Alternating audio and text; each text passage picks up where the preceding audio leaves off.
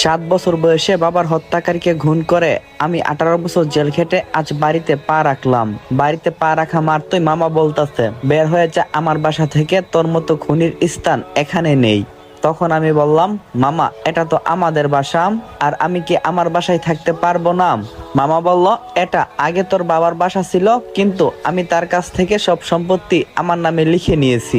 টাকার বিনিময়ে সবকিছু বিক্রি করে দিয়েছে তোর বাবা। কিন্তু আমার যতদূর পর্যন্ত মনে হচ্ছে, বাবা এসব সম্পত্তি কখনো আঙ্কেলের নামে লিখে দিতে পারে না।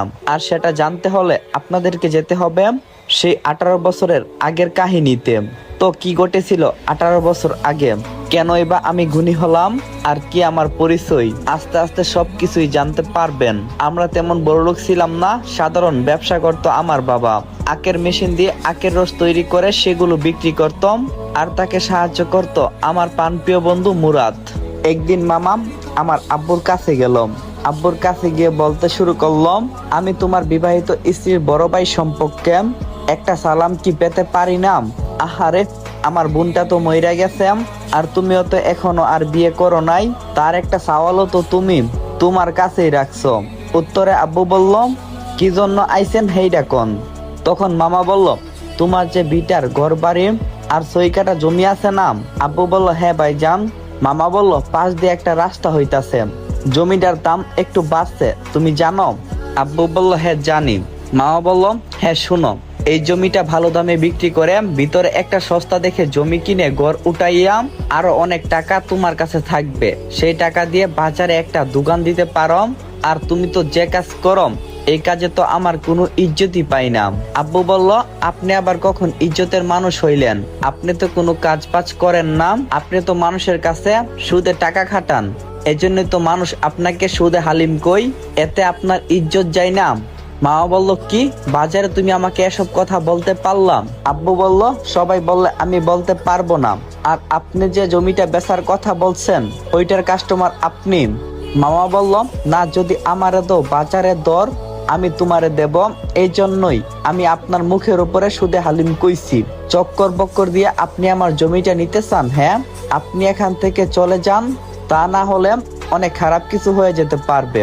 তারপর মামা বকবক করতে করতে সেখান থেকে চলে যাচ্ছে, আর পিছনে আব্বু বলতেছে, উপদেশ দিতে আইছে। আর তখন আমি স্কুল থেকে ফিরলাম মাত্র আব্বুর দোকানে। তখন আমার বন্ধু আমাকে 1 গ্লাস আখের রস দিল, আমিও পুরোটুকু খেয়ে নিলাম। তখন আব্বু বলল, মুরাদ, রাজকে নিয়ে বাসায় যা। মুরাদ বলল, ঠিক আছে। আব্বু বলল, তোরা যা, আমি মেশিনটা ধুইয়া আইতাছি। আমি বললাম, বাবা তুমিও আমার সাথে চলো না? বাবা বলল, তোমরা যাও, এই জায়গাটা ভালো না, তাড়াতাড়ি বাসায় যাও। এই ফাঁক দিয়ে আমি আর আমার বন্ধু হেঁটে হেঁটে যাচ্ছি। আমার বন্ধু বলল, ব্যাগটা আমার কাছে দে। আর রাজ, শুন না, একটা কথা বলি তোকে। আমি বললাম, হ্যাঁ বল। মুরাদ বলল, স্কুলে স্যারেরা কি আমার কথা জিজ্ঞাসা করে না? আমি বললাম, হ্যাঁ করে, তুই তো স্কুলে যেতে পারিস। তখন মুরাদ বলল, আমি স্কুলে গেলে কাকার মেশিন ঘুরাইবো কেটা? রাজ, মা মরে যাওয়ার পর কাকা আমাকে নিয়ে আসলো, তোরা যদি আমাকে জায়গা না দিতি তাহলে এতদিন কোথায় থাকতাম? আমার আর কাকার স্বপ্ন তুই একদিন লেখাপড়া করে অনেক বড় হবি। আমি আর হাসতে হাসতে চলে যাচ্ছি বাসার দিকে। আর ওই দিক দিয়ে একটা ডিল হচ্ছে, সেই ডিলে একজন আরেকজনকে 1 লাখ টাকার ইয়াবার বিক্রি করার কথা বলছে। আব্বু সেগুলো দাঁড়িয়ে থেকে থেকে দেখছিলাম আর আফসোস করছিলাম। এমন সময় ওইসব খারাপ লোকদের পাশে একজন লোক দূরে এসে বলে, ভাই ভাই, পুলিশ আইছে, এখান থেকে তাড়াতাড়ি ভাগ। সবাই এদিক ওদিক ছুটতে শুরু করে। তখনই হঠাৎ পুলিশ এসে আব্বুকে জিজ্ঞাসা শুরু করলাম, কিরে রসওয়ালা, দোকানটা তো খুব ভালো করে দিছস, 1 বোতল মারার পরে 1 গ্লাস মিষ্টি রস, তাই না? বল, কি নাম তোর? আমার নাম আবাদত আলী। পুলিশ বলল, আজকে এই জায়গায় বড় কোনো ফ্যান্সি ডিলের লেনদেন হয়েছে? জানা থাকলে বল। আব্বু বলল, আমি কিছুই জানি না। পুলিশ বলল, জানিস তো? অবশ্যই, বানান দিলে সবকিছু বের হয়ে আসবে, এটা ফ্যান্সি ডিলের অনেক বড় একটা স্পট।